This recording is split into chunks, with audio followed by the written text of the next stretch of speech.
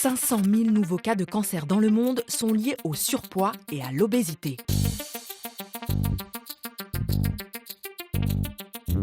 Ce constat est l'un des thèmes abordés lors du Congrès mondial contre le cancer qui se tient à Paris.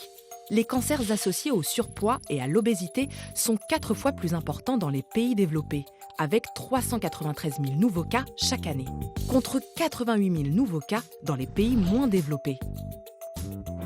En 1966, une émission consacrée à la nutrition définissait l'obésité. Une crainte atavique de manquer de nourriture nous pousse souvent à consommer davantage que ne le réclame notre moteur. Normalement, l'excédent est éliminé après que l'organisme prévoyant ait constitué quelques réserves sous forme de graisse. Mais il arrive qu'un dérèglement trouble ce mécanisme et que les graisses soient emmagasinées de façon inutile et bientôt gênante. C'est ce qu'on appelle l'obésité.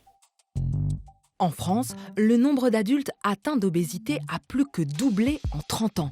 En 1980, il ne représentait que 6% de la population. En 2012, c'est 15% de la population qui est obèse. Mais une récente étude révèle que depuis 3 ans, ce chiffre n'a quasiment pas évolué. Mais comment ne pas être tenté ? Cette société nous porte de plus en plus vers les biens de consommation. Le goût est flatté, sollicité dans la rue, dans les journaux, par des publicités souvent savoureuses. Aujourd'hui, dans certains pays, plus de la moitié de la population est en surpoids. Le Mexique dépasse les États-Unis avec 71,3% des personnes obèses.